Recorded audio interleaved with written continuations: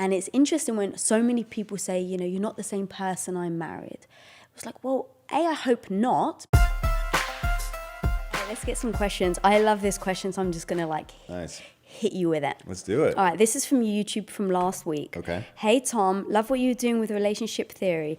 In The Way of Superior Man by David Dada says that your purpose, your hero's journey should be your number one priority. He talks about you, you know this? I know, but I can feel where this He is talks going. about that, and your mission should be even more important than your wife. Yeah, I saw that coming. Do you agree with it or not? I had to chuckle. I was like, oh, I've got to ask him that. Yeah. Oh God. So this goes back to the concept of you can never ask me to give up my ambition. It is.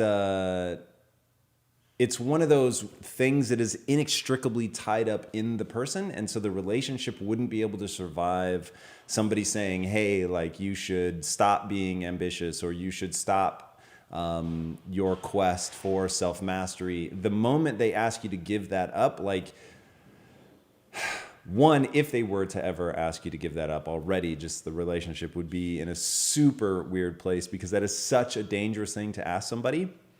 And in fact, one of the things in our relationship that I'm most proud of is recognizing that you're on your own hero's journey and that our relationship has changed so dramatically in you transitioning out of seeing yourself as a housewife and into seeing yourself as a very powerful business person. And that was a dramatic shift. And we've talked a lot about that, but I think it bears repeating that I used to have my clothes set out for me. Every meal was made for me. I mean, it was amazing. And it wasn't like I was sitting there going, man, this really sucks. And, you know, my wife should stop doing this. It was absolutely incredible. And so you really finding your own voice and your own ambition and all of that and going through that transition, which has certainly toughened you up, hardened you up, taken some of the time and energy away from me and applied towards the business that we're building.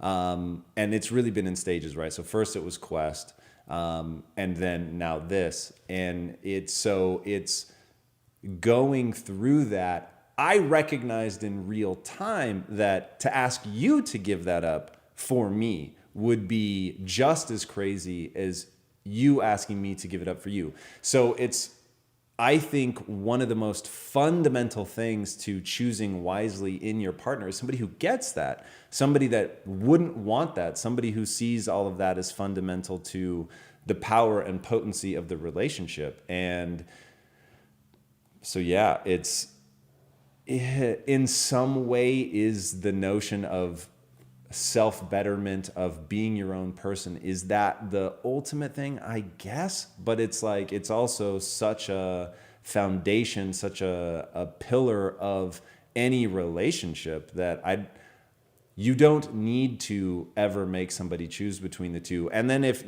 think about it. If something happened to you, then I would be devastated in a way, like just think about it from a movie perspective. People would understand a character coming to a screeching halt when they lose the love of their life, right? Like you just get it. There's two things that you can do to set a character up for like the most compelling revenge tale ever. Kill their kids, kill their spouse, right? So people understand that person becomes woven into the fabric of who you are. And especially the way that we've thought about it and the way that we've actually embraced that and embraced coming together and becoming more and more a part of each other, I would really be devastated to ever have to choose between the two because they've become a fundamental part of who I am. Yeah, and to be honest, it is a big part of what I love about you. It is a big part of what attracts me to you, is your ambition and is your vision and your drive. And so for me to ask you not to pursue that is now taken away something that I'm actually very attracted to. So it wouldn't really make sense. But I think that can happen a lot where people get conflicted. It's like, I want you to be ambitious, but I want to see you more. And so, Yeah, I think for me, it's I know what is ultimately the most important thing. And if you're not happy and you're not driven, then me and you are not as connected. If me and you are not as connected, then, I don't think have the relationship that we have. So, and then even speaking about being connected, just like this last week of us being so sick, we've been in the same house day in and day out. But yesterday I just hugged you and I said, I missed you. And you looked at me like I was crazy. Like, you were like, what do you mean you miss me? And it's literally like, it's that week of just not being intertwined. And seeing you, like, so you guys had a Facebook Live on Friday and I wasn't part of it because I was just like passed out in bed. And even that, I was like, I feel like I'm missing out on being part of this, on this journey with you. And I think that that's why, some people say, how can you guys work together? I actually think us working together has brought us that much closer. No And question. so I get to see. But it's also that much more dangerous. I do want people to understand that that's working true. together is not easy. It's something that you have to have all kinds of rules of engagement and really have talked about and thought about and adjust as you go. This isn't something like where it's like, hey, like we just like, this is so easy and everyone should do it. It doesn't work like that. Agreed. And so we've been together now for almost 17 years and we've seen each other change. And it hasn't been like you've changed overnight or I've changed overnight. And it's interesting when so many people say, you're not the same person I married. It's like, well, I hope not, because I always want to grow. I always want to, you to grow. So I don't want you to be necessarily the same person that I married. I want the same fundamental beliefs that family is important, that we're always going to stick together. That's important.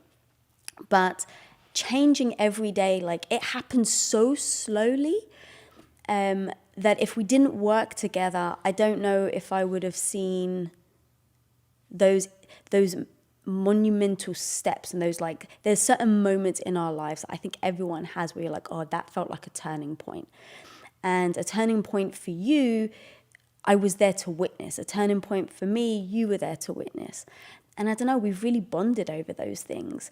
Seeing you speak in public, seeing you do what you do, I still get that feeling of like, you're my rock star and I'm the fan.